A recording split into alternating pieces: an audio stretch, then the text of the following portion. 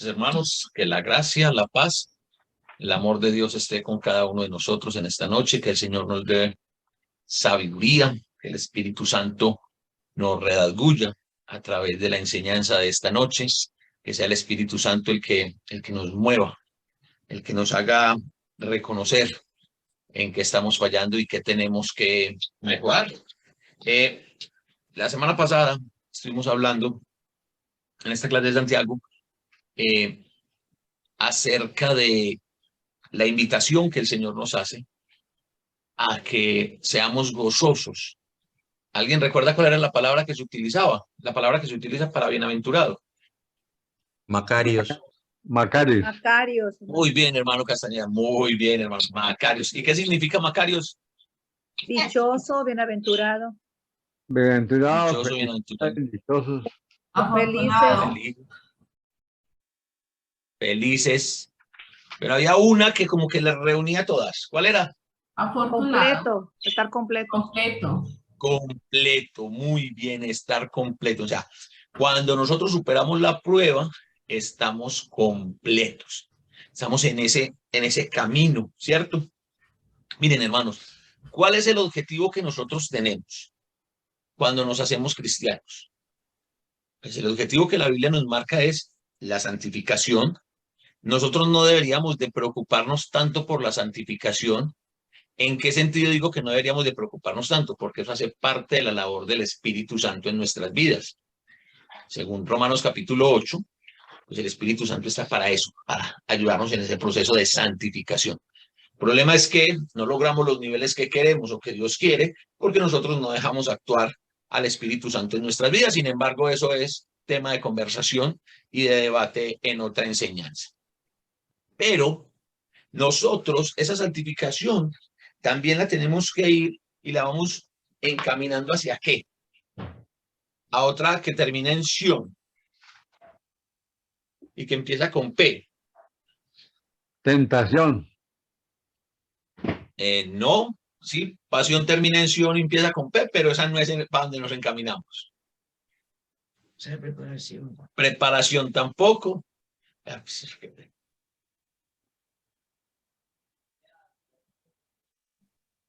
Ustedes la saben, ustedes la conocen. Es más, todos decimos, es que aquí no hay ni una sola persona que sea. Estamos buscando la Perfección. perfección, muy bien, la perfección. Entonces, ¿qué es ser perfecto? Y ojo, la pregunta que estoy preguntando es, ¿qué es ser? No quién es perfecto. Ahora me van a decir, no, perfecto es el hermano Soto, de la congregación de Impact. No, ¿qué es ser perfecto? Completo. Completo, muy bien. Algo que es perfecto es algo que está completo. Entonces, miren lo importante de que nosotros podamos gozarnos en las pruebas y sobrepasar las pruebas. Porque la prueba, cuando la sobrepaso, me hace completo. Es decir, que me está haciendo perfecto, ¿sí? Pero había una motivación adicional a eso y es el premio que Dios nos da. Ahí es donde yo no empiezo a entender, donde yo me quedo cortico para entender el amor de Dios. ¿Por qué? Porque el Señor no solamente creó un plan maravilloso para salvar nuestras almas, nos dio su evangelio, nos dio a su Hijo.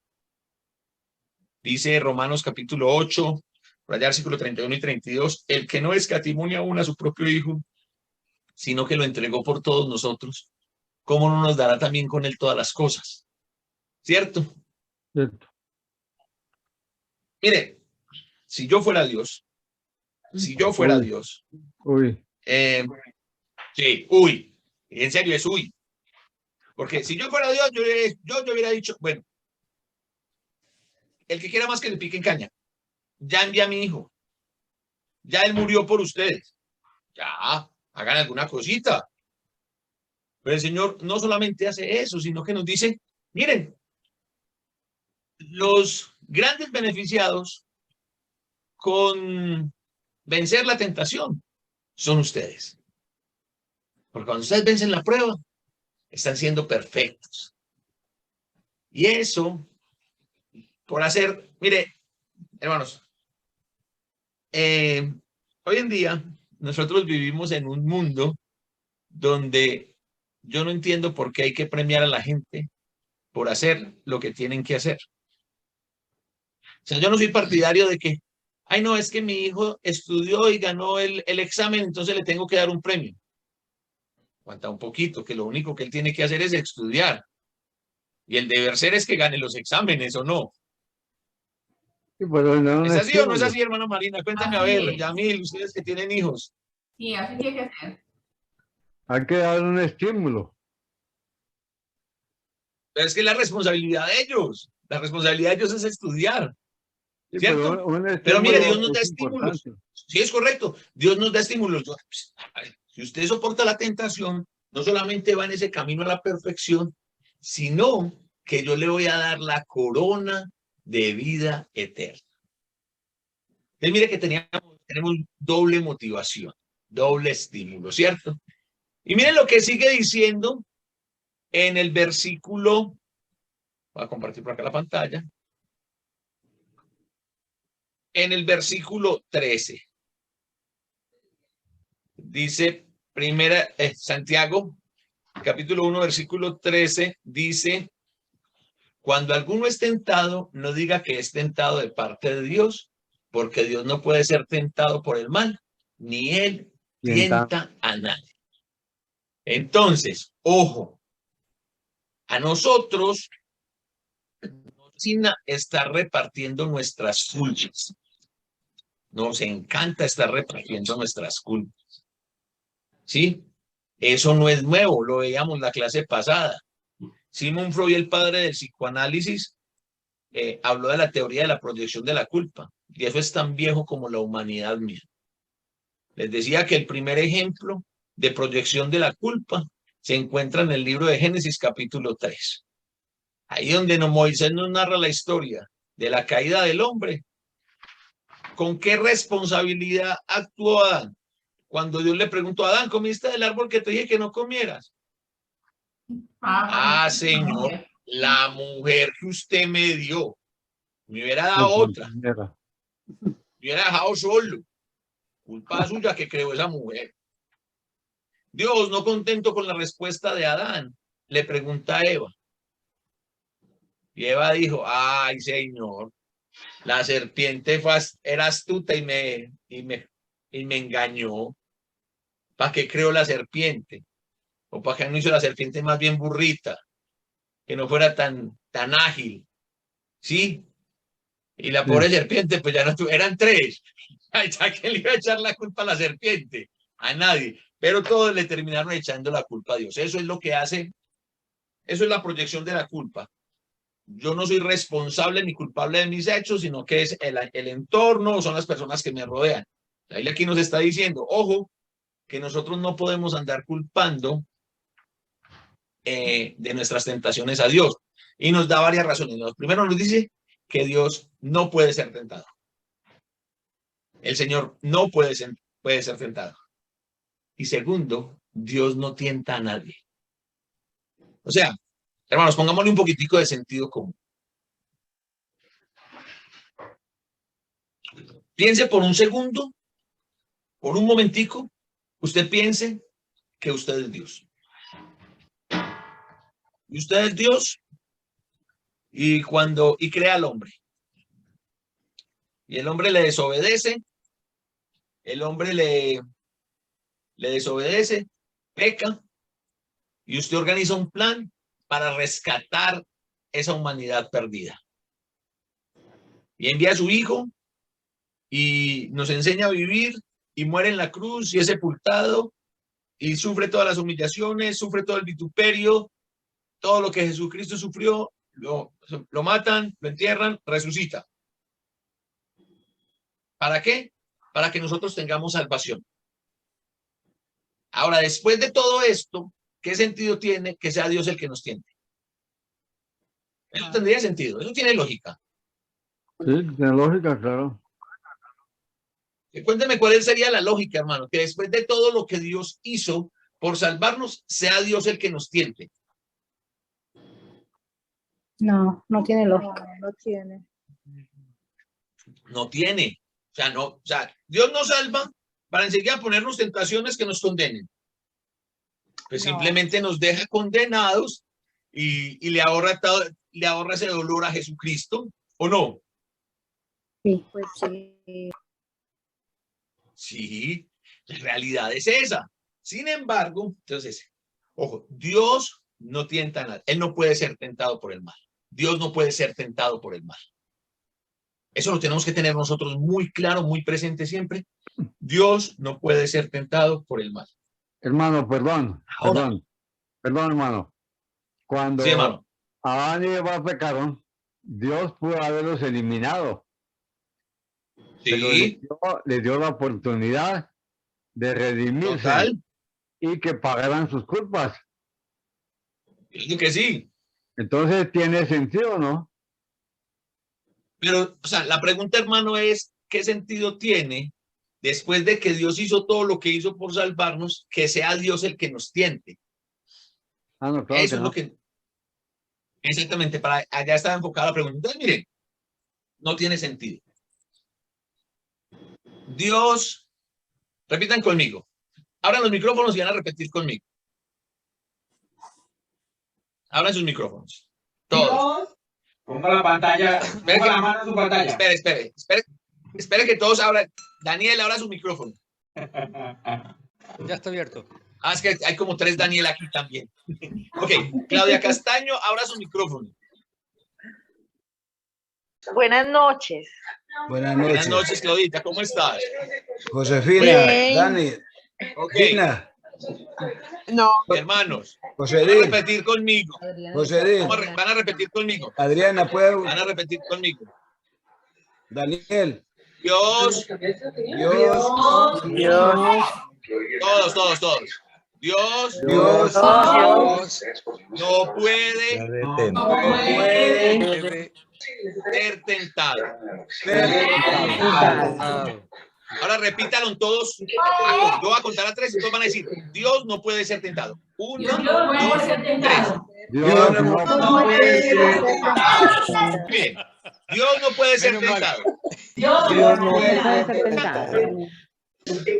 ¿Quién habita en el Hijo de Dios? ¿Quién habita en cada nueva criatura? Dios, El Espíritu Santo. ¿Y el Espíritu Santo es? Dios, Dios, Es decir, que técnicamente nosotros no deberíamos ser tentados. Técnicamente. Porque Dios no puede ser tentado por el mal. Y aquí es donde viene el conflicto, la disyuntiva entre el bien y el mal. Nosotros tenemos una naturaleza caída. sí. Naturaleza caída. No estoy hablando de pecado original. El hombre tiene una naturaleza caída que entró por el pecado de Adán y Eva. Génesis capítulo 1. Hagamos al hombre conforme a nuestra imagen y Semejanza. conforme a nuestra Semejanza. semejanza. ¿Cuál fue el chile, la sal y el limón que el diablo le mostró a Eva con el mango? Demostraba que iban a ser iguales a Dios. Que iban a ser iguales a Dios. Se les olvidó que ya eran iguales a Dios. Solamente que iban a conocer lo bueno y lo malo. Elizabeth levantó la mano. Entonces nosotros somos iguales a Dios. ¿Cómo? Entonces nosotros somos iguales a Dios. Somos semejanza de Dios. Parecidos. Somos semejanza de Dios. ¿Qué hace el Espíritu Santo en nuestras vidas? Mora. Nos santifica. Nos lleva a parecernos a Jesús. Pablo le escribió a los Gálatas 4:19, hijitos míos, por quienes vuelva a sufrir dolores de parto, hasta que ¿qué? Hasta que Cristo se ha formado. hasta que Cristo sea formado, ¿sí? Ojo, todos los seres humanos somos semejanza de Dios. Todos nos hizo a su imagen y semejanza. Mas no todos los seres humanos tienen el Espíritu de Dios. Correcto. El Espíritu de Dios es el bonus track que se nos da cuando obedecemos el Evangelio. Amén. Al bautizarnos. Ahí recibimos el Espíritu Santo, que empieza a ser el Espíritu Santo. ¿Cuál es la obra del Espíritu Santo? Miren, yo sé que muchas veces cuando nosotros queremos hablar de la obra del Espíritu Santo, muchos se rascan la cabeza, muchos empiezan a tener cara de preocupados. Ay, vean, ya el hermano se volvió medio pentecostal, ya aquí vamos a armar garabía, vamos a armar guachafita, vamos a empezar a brincar o quién sabe qué cosas. Miren, hermanos, la obra del Espíritu Santo en nuestras vidas, ¿saben cuál es? Llevarnos a la perfección de Dios. Volvernos iguales a Dios. ¿En qué? En santidad. No es que nos vamos a volver todos poderosos. En santidad. En que somos santos. Eso no fue lo que le dijo Moisés y que después lo escribió Pedro. Sean santos porque vuestro Dios es Santo. Santo. santo. Entonces tenemos que tener eso muy presente. ¿A dónde nos movemos? Entonces, volvamos a Santiago. Técnicamente nosotros no podríamos ser tentados, pero es que en nosotros está esa dualidad que existió en el Jesús histórico, que él nos enseñó a cómo poder vivir sin el pecar. Solamente que es que enseguidita en el contexto nos vamos a dar cuenta cuál es la gran diferencia, cuál fue la gran diferencia entre Jesús histórico y nosotros. ¿Y a qué es a lo que nosotros tenemos que atacar el día de hoy? Quiero dejar claro, ¿verdad? Porque es que, a ver, hay cosas, en la vida las cosas ocurren por dos razones. Hay cosas que ocurren porque son directamente la voluntad de Dios. Dios quiere que las cosas sean así. Esa es la voluntad de Dios. ¿Usted quiere saber cuál es la voluntad de Dios para su vida? La voluntad de Dios para su vida es que usted obedezca el Evangelio. Ah, ya lo obedecí. Es que usted se deje guiar por él a través del Espíritu Santo y que usted viva y cada día se parezca más a él. Esa es la voluntad de Dios. Y las otras cosas, que es el porcentaje más alto de lo que ocurre, es porque Dios permite que pase. Entonces, una cosa es la voluntad de Dios y otra cosa es que Dios en su amor nos dio algo que se llama libre albedrío, libre poder de decisión, y Dios no está interviniendo en cada decisión que nosotros tomamos. Él nos dice, esto es lo que yo quiero para ustedes, esta es mi voluntad. Ah, pero yo no quiero. Dios tampoco me obliga a cumplir su voluntad.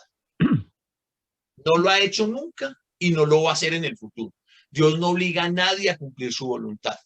Entonces, porque si nosotros decimos, es que todo lo que pasa es voluntad de Dios, ojo. Entonces, un tiroteo en una escuela es la voluntad de Dios. No, no.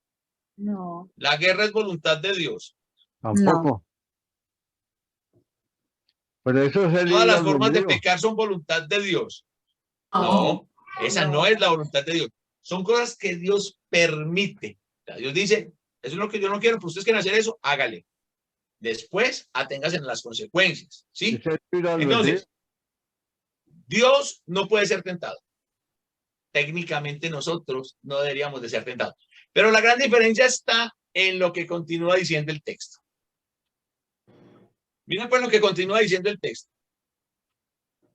Sino que cada uno es tentado cuando de su propia concupiscencia es atraído y seducido.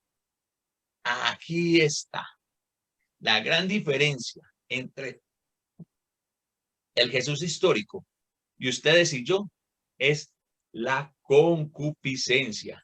Son los deseos de nuestro corazón.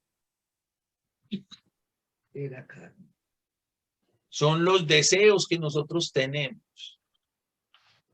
Miren, hermanos, ¿por qué la Biblia nos insiste tanto en cambien su manera de pensar, piensen en lo justo, hablen entre ustedes con salmos, con cánticos espirituales, den gracias en todo? ¿Por qué la Biblia insiste, el Nuevo Testamento insiste tanto eso en la vida del cristiano?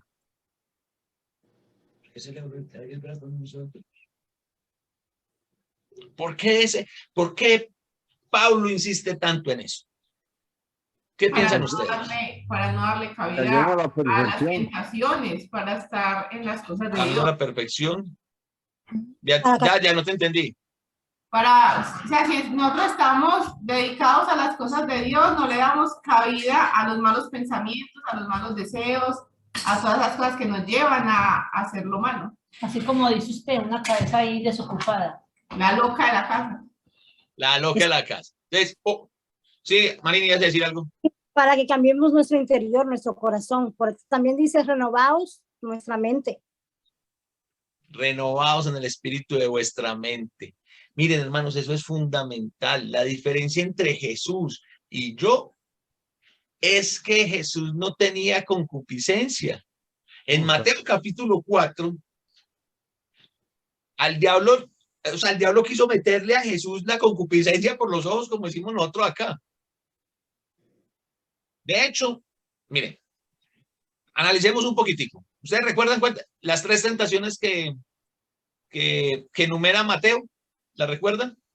Sí. ¿Cuál fue la primera? Elizabeth, que dijo que sí. Habla el micrófono y me dice cuál fue la primera. Las piedras en pan. En pan, en la comida. La comida. Que convirtiera las piedras en pan. ¿Dónde dice la ley de Dios? ¿Dónde decía la ley de Dios que uno después de 40 días ayunando no podía comer? En ningún lado. ¿Cómo, Elisa? En ningún lado. ¿Dónde dice que no puedes convertir el pan, las piedras en pan? No, En sí, ninguna no. parte. Pero ¿qué fue lo que quiso hacer Satanás? Mostrarse superior o más bien inferior a nuestras necesidades humanas. Venga, es que usted ya pruébese, demuestre.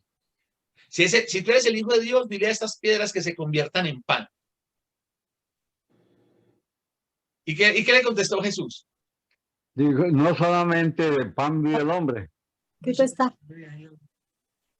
No solamente de pan vivirá el hombre. ¿Qué nacionalidad tenía Jesús? Judío. Era judío, Era pero judío. parecía como paisa o venezolano. Porque él dijo, no solo de pan vivirá el hombre, también hay arepas. Pasteles. ¿Cierto? Todas las Entonces, no cosas solo que de Dios pan da. vivirá el hombre. Venga, nosotros estamos por encima, nosotros debemos estar por encima de nuestras propias necesidades. Yo sé, hermanos, que dentro de nosotros no es común el ayunar.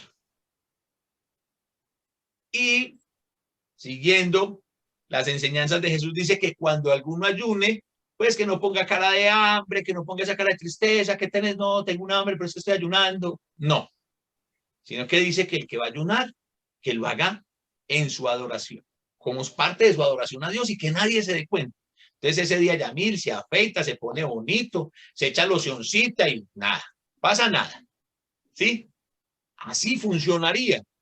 Pero no, nosotros queremos quitar eso. Venga, hermanos, ¿saben qué? Yo les recomiendo. El ayuno es bien importante para ayudarnos en nuestra vida espiritual. ¿Saben por qué?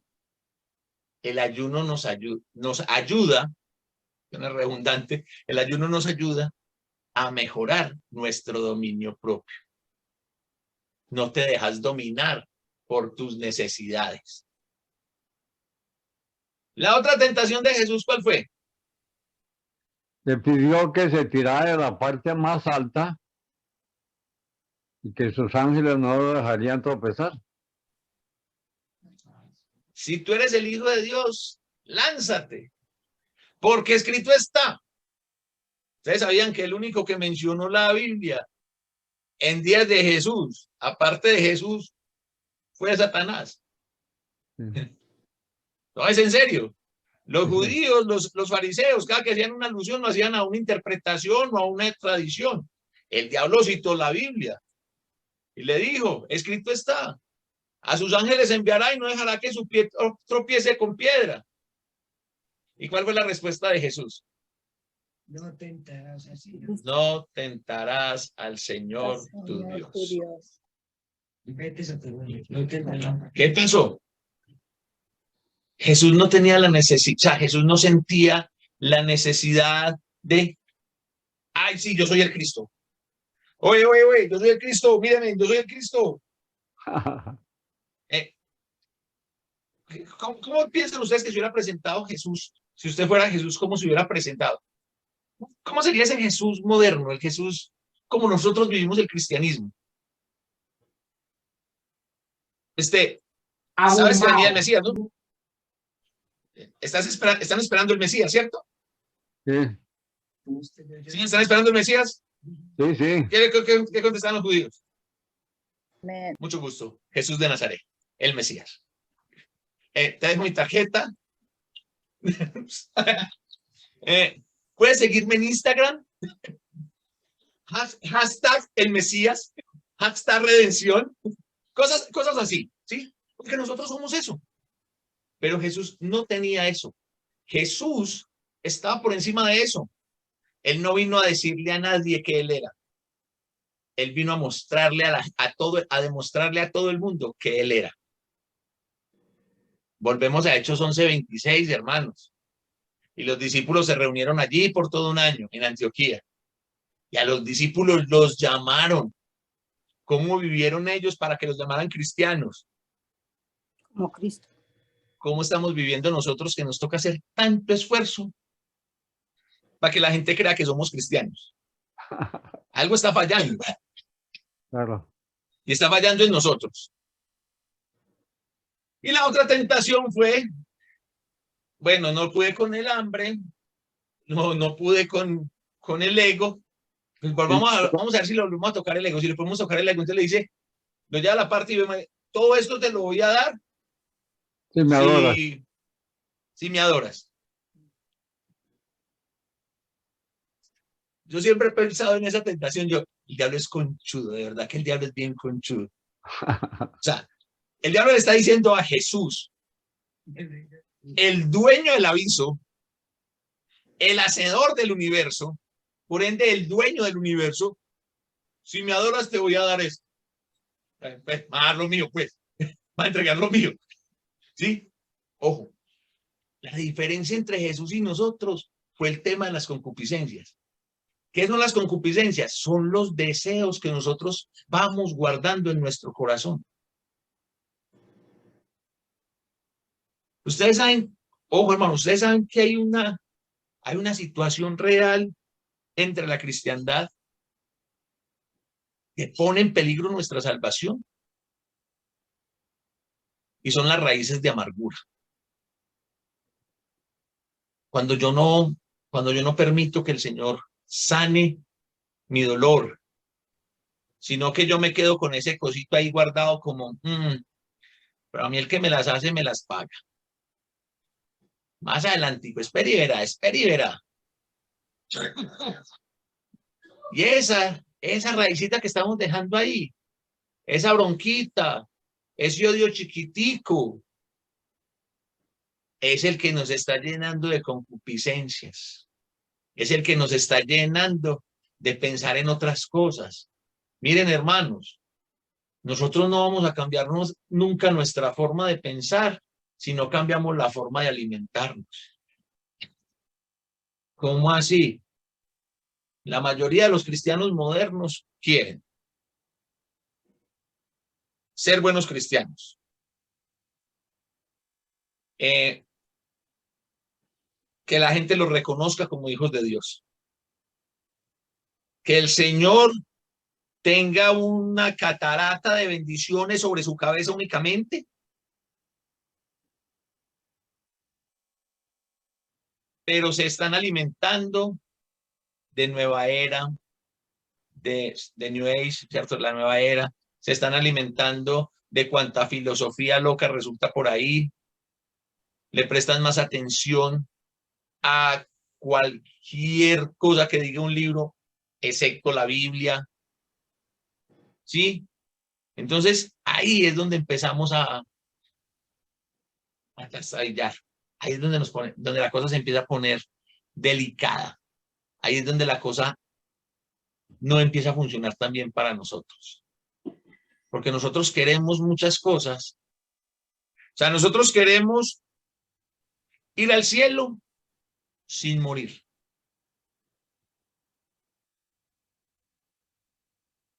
Todos queremos ir al cielo, pero no queremos pagar el precio.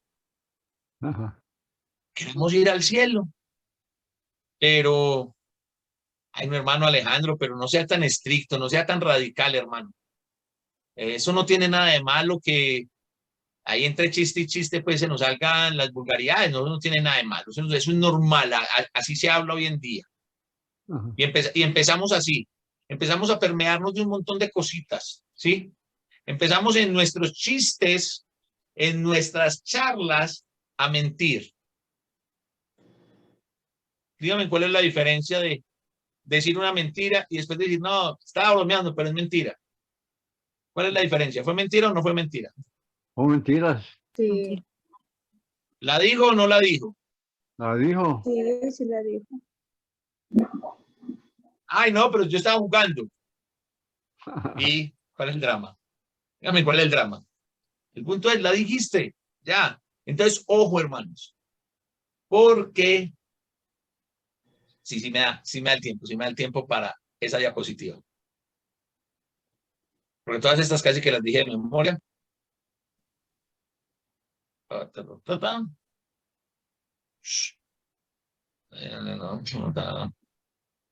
Ok. Dice, sino que cada uno es tentado cuando de su propia concupiscencia es atraído y seducido.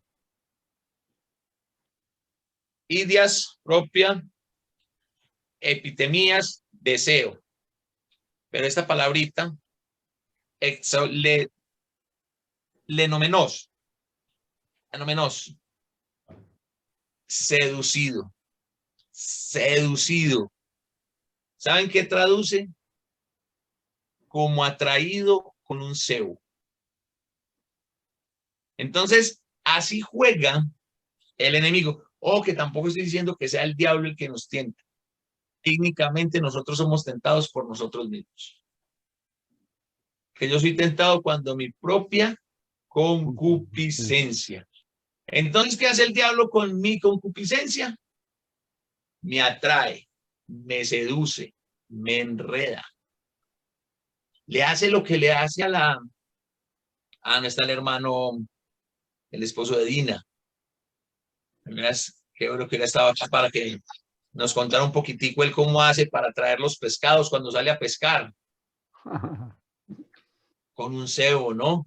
Hermano Saúl. Nos ponemos el hermano Saúl. Le ponemos una carnadita ahí para que el animalito crea que es comida. Apenas llegue y muerde la comida, él solito se traga el anzuelo. ¿Cierto? Cierto. Eso es más o menos, así funciona nuestra concupiscencia. Nosotros tenemos el deseo, pues el deseo es de nosotros. Y Satanás empieza a jugar con ese deseo, a ponerlo bonito. Me gusta esa palabra. Sino que cada uno es seducido. Miren, hermanos, analicen lo siguiente. Ustedes han caído en más tentaciones en las que los han envuelto que si se las ponen directamente. Claro.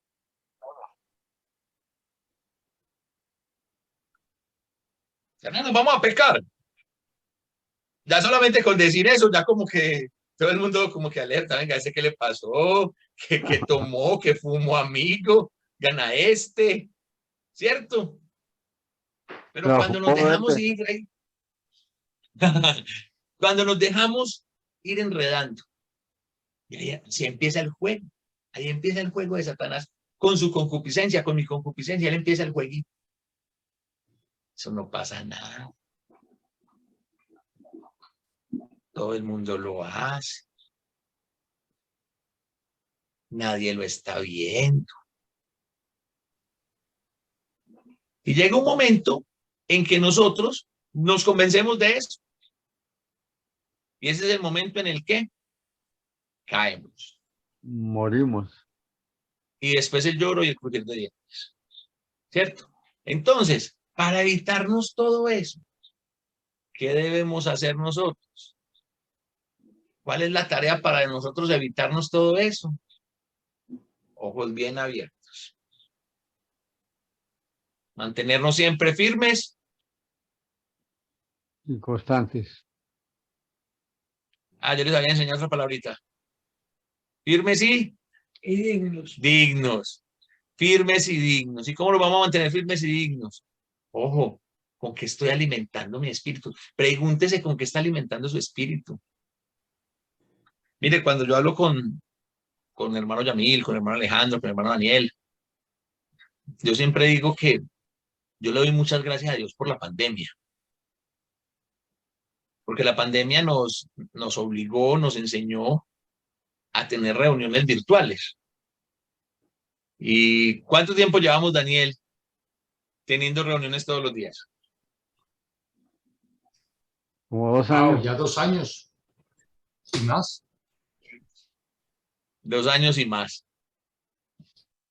Ya por allá creo que como en marzo, abril, ajustaremos 3 años. Y todo gracias a eso. Porque quizás tal vez muchos de nosotros antes de esto, pues lo único que hacíamos era ir el domingo. Y bueno, y de vez en cuando si puedo ir el miércoles al servicio y ya. No nos conocían. Pero ahorita estamos estudiando todos los días. Todos los días, todos los días. ¿Sí? Y eso es una gran bendición.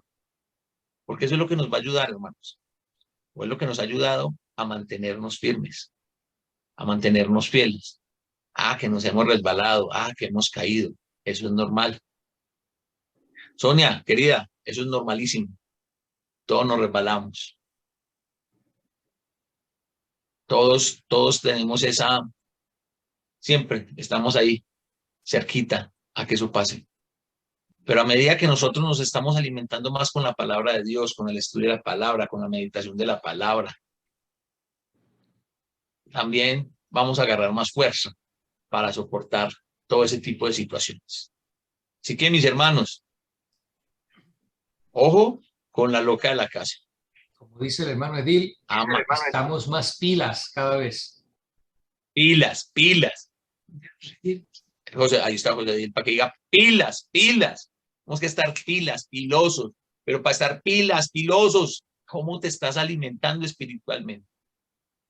¿Qué tanto te estás alimentando espiritualmente? ¿Qué tanto estás oyendo la palabra de Dios? ¿Qué tanto estás meditando en la palabra de Dios?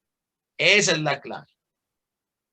A la medida que nosotros comenzamos a consagrarnos más, a estudiar más, a leer más la palabra, empezamos a ver cambios en nuestras vidas.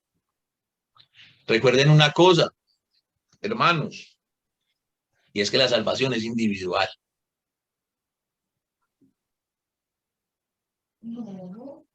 Así, don Yamilio y Elizabeth estén ahí, todos bonitos, abrazaditos, muy lindos, se ven para la postal. La salvación es de cada uno. Es de cada uno. Aparte, Yamil, el Señor dijo que hasta que la muerte los separara, amigo. De ahí para allá usted verá. De ahí para allá usted verá. Pero la salvación es individual. Entonces, cada uno pendiente de usted mismo. Nosotros a veces estamos muy pendientes de los hermanos. Y eso sería hasta bueno. si estuviéramos pendientes de los hermanos para brindar una mano, para brindar un apoyo, para ayudarle a ese hermano a crecer. No estamos pendientes de los hermanos para señalarlos, para criticarlos, para condenarlos. Y estamos tan pendientes de ellos y estamos descuidando la salvación más importante. La nuestra. Porque estamos encima de los hermanos. No, lea la Biblia.